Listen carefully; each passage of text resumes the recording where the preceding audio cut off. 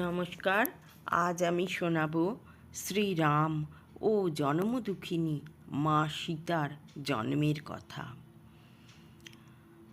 রাজা দশরথ শব্দবেদী বাণ ছুঁড়ে বধ করেছেন অন্ধক মুনির পুত্র সিন্ধুমুনিকে।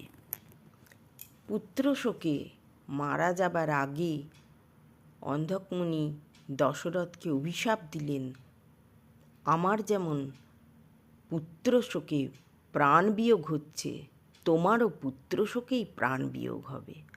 দশরথ সেই অভিশাপ মাথা পেতে নিলেন। তিনি বললেন, আপনার অভিশাপ আমার বর হয়ে দেখা দেবে। আমার তো পুত্রই নেই, তো পুত্রের শোক আমার হবে কি করে? অন্ধকমুনি বললেন, আমি যা বলেছি তা তো আর ফেরবার নয়। তোমার অবশ্যই পুত্র হবে এবং সেই শোকেই তুমি প্রাণ ত্যাগ করবে। তুমি ঋষ্যশৃঙ্গ মুনিকে দিয়ে যজ্ঞ করাবে, তবেই তোমার পুত্র লাভ হবে। দশরথ কিছুটা হর্ষ, কিছুটা বিষাদ নিয়ে অরণ্য থেকে বাড়ি ফিরলেন। ঋষ্যশৃঙ্গ মুনি থাকেন বনে কুটিরে, তিনি তপস্যা করেন। বিভাণ্ডক মুনির পুত্র তিনি। বিভাণ্ডক মুনি চান না তার পুত্র কখনো নারী মুখ দেখুক, তাই তিনি তাকে বনে লুকিয়ে রাখেন। এদিকে ঋষ্যশৃঙ্গ মুনি ছাড়া দশরথের যজ্ঞ হবে না। তাই দশরথের বন্ধু লোমপাদ তিনি ঋষ্যশৃঙ্গ মুনিকে আনাবার ব্যবস্থা করলেন। কয়েকজন নারী গিয়ে ঋষ্যশৃঙ্গ মুনিকে ছলে বলে কৌশলে ভুলিয়ে নিয়ে এলো রাজা লোমপাদের রাজ্যে। এই লোমপাদ রাজা দশরথের একমাত্র কন্যা শান্তাকে প্রতিপালন করেছেন। সেই শান্তার সঙ্গে ঋষ্যশৃঙ্গ মুনির বিবাহ দেওয়া হলো। অতএব লোমপাদও যেমন শ্বশুর হলেন, রাজা দশরথও ঋষ্যশৃঙ্গের শ্বশুর হলেন। এদিকে রাজা দশরথ পুত্রেষ্টি যজ্ঞ করবেন। ঋষ্যশৃঙ্গ মুনিকে পাওয়া গেছে, তাই তিনি পুত্রেষ্টি যজ্ঞের আয়োজন করলেন। আগে আমরা সীতার জন্মের কথা বলে নিই। যদিও রাম আগে জন্মেছেন, সীতা পরেই জন্মেছেন, তবুও সীতার জন্ম কাহিনী রামায়ণ অনুসারে আগেই বলি। জনক রাজা একদিন ক্ষেতে লাঙল চষছেন স্বহস্তে।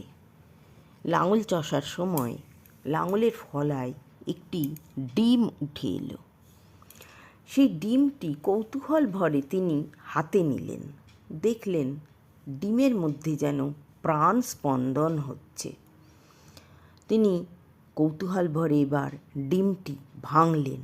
ডিম ভাঙতেই এক অপূর্ব সুন্দরী কন্যার দেখা পেলেন। হঠাৎ দৈববাণী হলো, এ তোমারই কন্যা, একে পালন করো। তিনি সেই কন্যাকে নিয়ে গেলেন রানীর কাছে। লক্ষ্মীসমা কন্যা দিনে দিনে বাড়তে লাগল রূপবতী কন্যা। আমি রামায়ণ অনুসারে সীতার জন্মটি বর্ণনা করছি। ডিম ভাঙি জনক করিল খান খান, কন্যারত্ন দেখে তাহা লক্ষ্মীর সমান। উঁয়া উঁয়া করি কাঁদে যেন সৌদামিনী, আচম্বিতে আকাশে হইল দৈববাণী।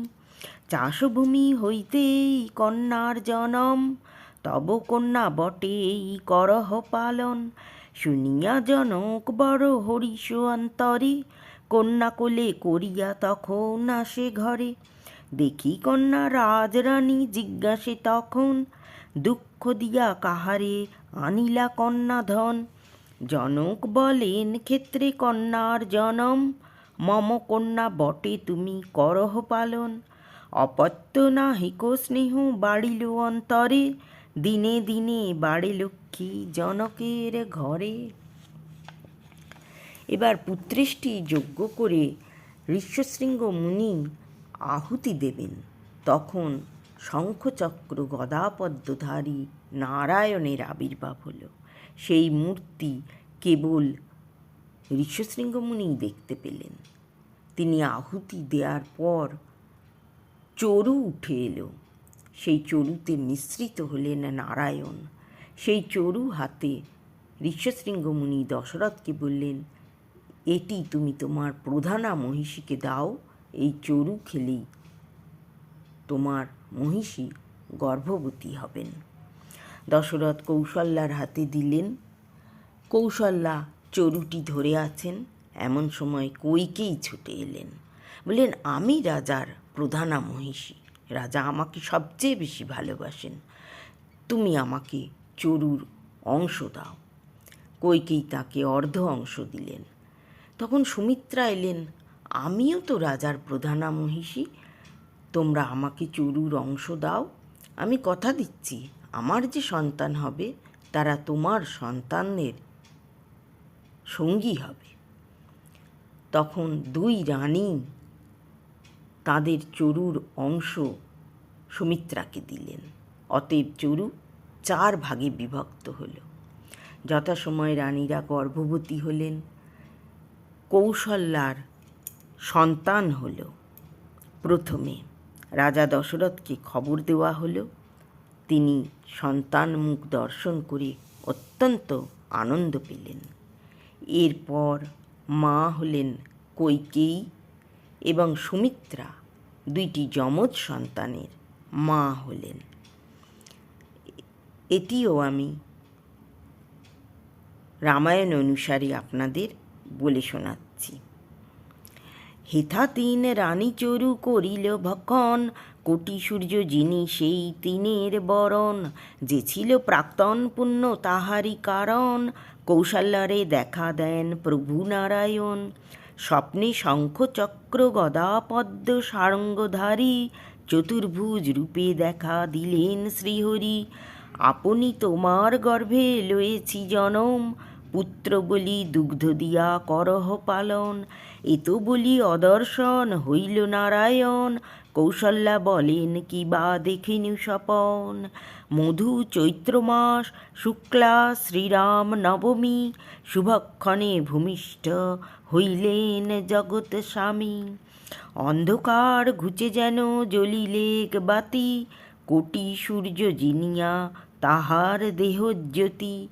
শ্যামল শরীর প্রভু চাঁচর কুন্তল, সুধাংশু জিনিয়া মুখ করে ঝলমল। আজানু লম্বিত দীর্ঘ ভুজ সুললিত, নীলোৎপল যিনি চক্ষু আকর্ণ পূর্ণিত। সংসারের যত রূপ একত্র মিলন, কিসে বা তুলনা দিব নাহিক তেমন। শ্রীরামের জন্ম হলো তাঁর অনুজ ভরত, তিনি কইকেয়ীর সন্তান, এবং লক্ষ্মণ ও শত্রুঘ্ন সুমিত্রার 2 সন্তান। কৌশল্যার তনয় রাম সকলের জ্যেষ্ঠ এবং দশরথের অত্যন্ত প্রিয় পুত্র। এই রামের জন্মের পরেই ঘটল রামায়ণের সমস্ত ঘটনা। আজকের মতো এখানেই শেষ করছি।